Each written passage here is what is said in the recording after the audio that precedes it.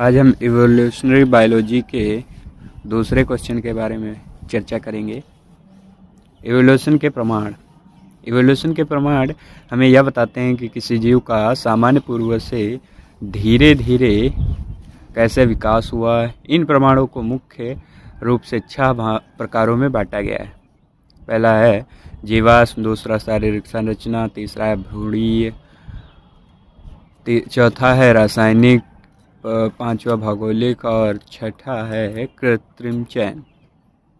पहला जीवाश्म, fossil evidence. Fossil वे अवशेष या निशान हैं जो पुराने जीवों के चट्टानों में दबे हुए अवशेष के रूप में पाए जाते हैं। ये 5 प्रकार के होते हैं। पहले एक्चुअल फॉसिल, दूसरे इम्प्रेशन फॉसिल, तीसरा फुटप्रिंट, चौथा कास्ट फॉसिल और पांचवा है रिमेन्स। इसका महत्व क्या होता है? ये पृथ्वी पर जीवन के इतिहास का रिकॉर्ड रखते हैं या विकास के वैज्ञानिक प्रमाण हैं। जीवाश्म से यह पता चलता है कि कौन से जीव विलुप्त हो गए हैं और ये भूगर्भीय काल समझने में मदद करते हैं। दूसरा है शारीरिक संरचना, मॉर्फोलॉजिकल स्ट्रक्चर। होमोलोगस ऑर्गन पहला, इसमें आंतरिक अंगों की संरचना समान होती है लेकिन कार्य अलग अलग होते हैं। जैसे मानव के हाथ, व्हेल के फिन, चमगादड़ के पंख, ये सभी आंतरिक रूप से इनकी संरचनाएं तो समान होती हैं लेकिन इनके कार्य का अलग अलग होते हैं। जैसे कि मानव के हाथ ये वजन उठाने में काम आते हैं, व्हेल के फिन पानी में तैरने में काम आते हैं और चमगादड़ के पंख उड़ने और पकड़ बनाने में काम आते हैं। एनालॉगस ऑर्गन अंगों की संरचना अलग अलग लेकिन कार्य समान होते हैं।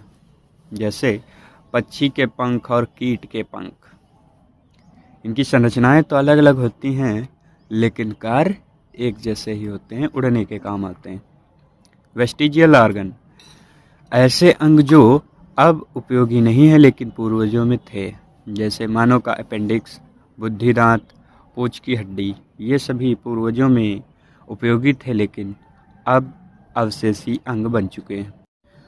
तीसरा है एम्ब्रियोलॉजिकल एविडेंस यानी भ्रूणीय प्रमाण।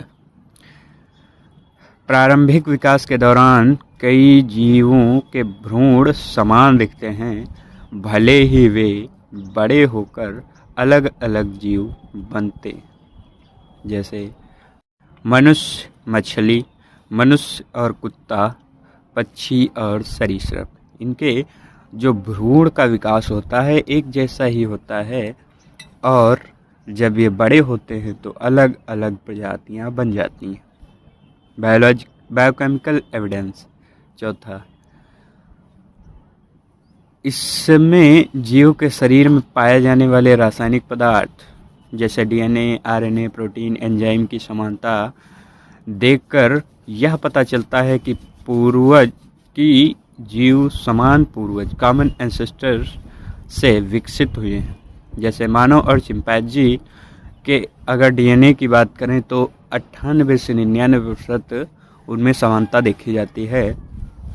मछली और उभयचर, इसमें साइटोक्रोम C प्रोटीन समान होती है। पक्षी और स्तनधारी डीएनए और प्रोटीन अनुक्रम समान होते हैं। इससे यह पता चलता है कि किसी जीव को कहाँ पाया जाना है और किस वातावरण में विकास होना है। ऑस्ट्रेलिया में कंगारू और थैली वाले जीव सील पाए जाते हैं। गैलोपियन द्वीप में फिंच पक्षी, अफ्रीका में शेर और हाथी, समुद्री जीव ट्राइलोबाइट और अमोनाइट। पांचवा भौगोलिक यानी जियोग्राफिकल एविडेंस।